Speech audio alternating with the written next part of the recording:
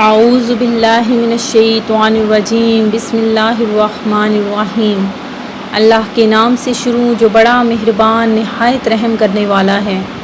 مون وظائف چینل کی جانب سے تمام ناظرین کو السلام علیکم ورحمۃ اللہ وبرکاتہ۔ میں اپنا چینل مون وظائف کی جانب سے آپ کی خدمت میں ایک نہایت ہی مجرب اور بعمل وظیفہ لے کر حاضر ہوئی ہوں۔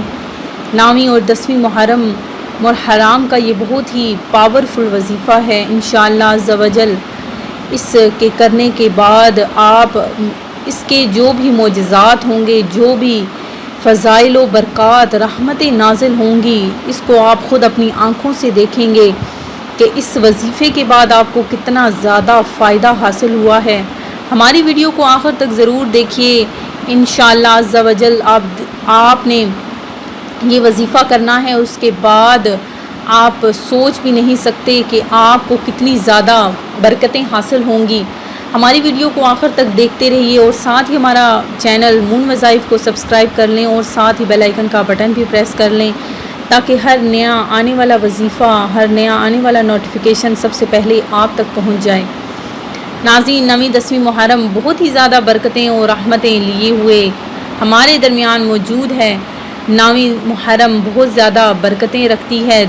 یوم عاشورہ کا دن بہت ہی زیادہ رحمتیں اور برکتیں اپنے ساتھ لیے ہوئے ایک دفعہ پھر ہماری زندگی میں آ پہنچا ہے۔ ماہ محرم الحرام بہت زیادہ رحمتیں اور برکتیں رکھتا ہے۔ محرم کی 9ویں اور 10ویں کو روزہ رکھنے کی بہت زیادہ فضیلت ہے، اس کا بہت زیادہ ثواب ہے۔ اگر آپ اپنے بال بچوں کے لیے 10ویں محرم کو خوب اچھے اچھے کھانے پکائیں تو انشاءاللہ عز و جل سال بھر گھر میں برکت رہے گی۔ بہتر ہے کہ کھچڑا پکا کر حضرت شہید کربلا سیدنا امام حسین رضی اللہ تعالیٰ عنہ کی فاتحہ کرے، بہت مجرب اور بہت مؤثر و آزمودہ ہے۔ اسی تاریخ یعنی 10 محرم الحرام کو غسل کرے تو تمام سال انشاءاللہ عز و جل بیماریوں سے امن میں رہیں گے، کیونکہ اس دن آب زمزم تمام پانیوں میں پہنچتا ہے۔ تو ناظرین، آپ نے اگر سارا سال آپ چاہتے ہیں کہ برکت ختم نہ ہو تو اس کے لیے بہت ہی آسان اور مجرب وظیفہ جو میں آپ کے لیے لے کر حاضر ہوئی ہوں وہ سن لیجئے کہ جس کے پاس میرا ذکر ہو وہ مجھ پر درود شریف نہ پڑھے تو وہ لوگوں میں سے کنجوس ترین ہے۔ یعنی کہ اگر آپ درود پاک نہیں پڑھتے تو آپ کنجوس ترین شخصوں میں شمار ہو جائیں گے۔ تو ناظرین، آپ نے کیا کرنا ہے کہ محرم کی 9ویں اور 10 محرم کو ایک تو آپ نے روزہ رکھنا ہے تو بہت زیادہ ثواب پائیں گے۔ اس کے علاوہ آپ نے 10 محرم کو بہت اچھے اچھے کھانے پکانے ہیں تو انشاءاللہ سال بھر آپ کے گھر میں جو برکتیں ہیں وہ کبھی ختم نہیں ہوں گی۔ یہ بہت آزمودہ عمل ہے۔ آپ ویسے تو پورا سال ہی اپنے دسترخوان کو بہت زیادہ وسیع کرتے ہیں، لوگوں میں تقسیم کرتے ہیں، اس کا کوئی فائدہ نہیں۔ ناظرین، آپ نے بس 9ویں اور 10ویں محرم کا روزہ رکھنا ہے اور 10ویں محرم کو آپ نے خوب اہتمام کے ساتھ اپنے دسترخوان کو اتنا وسیع کر دینا ہے کہ اگر آپ وہ کھانا اپنے بچوں کو کھلائیں گے، اپنے گھر میں آپ کے جو ہیں والدین، آپ کے جو بچے ہیں، اگر آپ ان کو کھانا کھلائیں گے تو آپ کے گھر میں اتنی برکت ہوگی بہت زیادہ کہ پورا سال آپ کے گھر سے کبھی رزق کی تنگیاں نہیں آئیں گی۔ تو بہتر ہے کہ آپ کھچڑا پکا لیں، جسے آپ حلیم بھی کہتے ہیں۔ کھچڑا پکا کر حضرت شہید کربلا سیدنا امام حسین رضی اللہ تعالیٰ عنہ کی فاتحہ آپ نے کرنی ہے۔ بہت مجرب یہ عمل ہے، یعنی مؤثر و آزمودہ ہے۔ اس کے علاوہ آپ نے 10 محرم الحرام کو غسل کرنا ہے تو تمام سال انشاءاللہ عز و جل آپ بیماریوں سے امن میں رہیں گے، کیونکہ اس دن آب زمزم تمام پانیوں میں پہنچتا ہے۔ رمضان المبارک کے بعد افضل ترین روزے اللہ تعالیٰ کے مہینے محرم کے ہیں۔ آپ صلی اللہ علیہ وسلم سے عاشورہ کے دن کے روزے کے بارے میں پوچھا گیا تو آپ نے فرمایا یہ پچھلے 1 سال کے گناہوں کا کفارہ ہے۔ تو ناظرین، آپ نے ضرور 10ویں محرم کا روزہ رکھنا ہے اور اس کے ساتھ آپ نے 9ویں محرم کا روزہ رکھ لینا ہے۔ اگر آپ 9ویں محرم کا روزہ نہیں رکھ پا رہے، کوئی مجبوری ہے، اگر آپ روزہ نہیں رکھ سکتے تو آپ نے ساتھ 11ویں محرم کا روزہ لازمی رکھنا ہے۔ اس کی بھی کیا فضیلت ہے وہ بھی سن لیجئے کہ رمضان کے روزے کی فرضیت کے بعد ہم عاشورہ کے دن روزہ رکھتے اور اپنے بچوں سے بھی رکھواتے تھے۔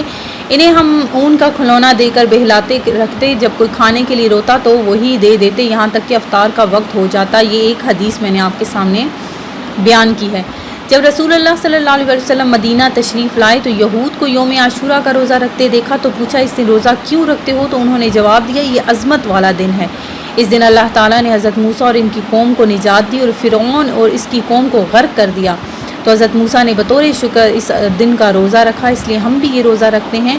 تو رسول اللہ صلی اللہ علیہ وسلم نے فرمایا موسیٰ سے تمہاری نسبت ہم زیادہ قریب ہیں، اس لیے رسول اللہ صلی اللہ علیہ وسلم نے خود بھی روزہ رکھا اور صحابہ کرام کو بھی اس کا حکم دیا۔ یوم عاشورہ کا روزہ رکھو، یہ فرمان مصطفیٰ صلی اللہ علیہ وآلہ وسلم ہے، اور اس میں یہودیوں کی مخالفت کرو، اس سے پہلے یا بعد میں بھی ایک دن کا روزہ رکھو۔ عاشورہ کا روزہ جب بھی رکھیں تو ساتھ ہی 9 یا 11ویں محرم کا روزہ بھی رکھ لینا بہتر ہے۔ تو ناظرین آپ نے ضرور روزہ رکھنا ہے اور اپنے دسترخوان کو بہت زیادہ وسیع کرنا ہے۔ اپنے بچوں کے لیے انشاءاللہ عز و جل دیکھ لیجئے گا کہ کس طرح سے آپ کے گھر میں برکتیں رحمتیں نازل ہوں گی۔ یوم عاشورہ یعنی 10 محرم کے دن اس کے روزے کی فضیلت اس مہینے کے عام دنوں سے بھی زیادہ ہے، ایک تو خود 10 محرم کے دن کی وجہ سے، دوسرا محرم کے مہینے کا دن ہونے کی وجہ سے۔ تو ناظرین آپ نے ضرور روزہ رکھنا ہے۔ 10 محرم کے روزے کا پس منظر کچھ یوں ہے کہ حضرت ابن عباس سے مروی ہے کہ نبی کریم علیہ السلام جب مکہ سے ہجرت فرما کر مدینہ طیبہ تشریف لائے تو آپ نے یہودیوں کو 10 محرم کے دن روزہ رکھتے ہوئے دیکھا، تو آپ نے ان سے اس کی خاصیت پوچھی۔ تو ناظرین یہ بہت بڑا عظیم دن ہے، اسی دن اللہ تعالیٰ نے موسیٰ علیہ السلام اور ان کی قوم کو نجات دی تھی، تو وہ بھی روزہ رکھتے۔ تو آپ صلی اللہ علیہ وسلم نے فرمایا تمہارے مقابلے میں ہم موسیٰ علیہ السلام سے زیادہ قریب ہیں، تو آپ نے بھی 10 محرم کے دن خود بھی روزہ رکھا اور دوسروں کو روزہ رکھنے کی تلقین فرمائی۔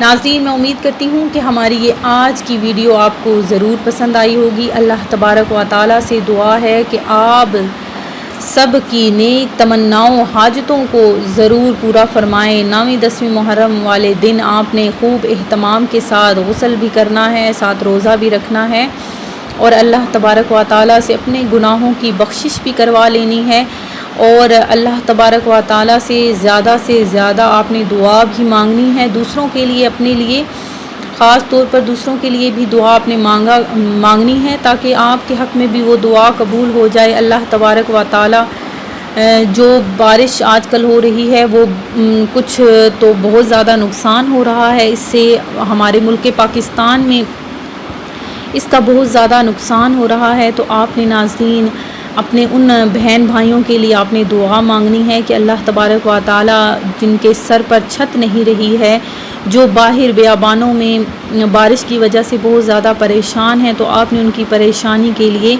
اللہ تبارک و تعالیٰ سے دعا مانگنی ہے کہ ہم لوگ تو بہت سکون سے اپنے گھروں میں رہ رہے ہیں، لیکن وہ لوگ جو پریشان ہیں ان لوگوں کے لیے اللہ تبارک و تعالیٰ سے دعا کرتی ہوں کہ اللہ تبارک و تعالیٰ سب کو چھت نصیب فرمائے۔ اس ماہ مبارک کے صدقے اللہ تبارک و تعالیٰ ان کی پریشانی کو، ان کے مسائل کو دور کرے، آمین۔ آپ لوگ بھی دعا مانگیے گا، اپنا خیال رکھیے گا، اللہ حافظ۔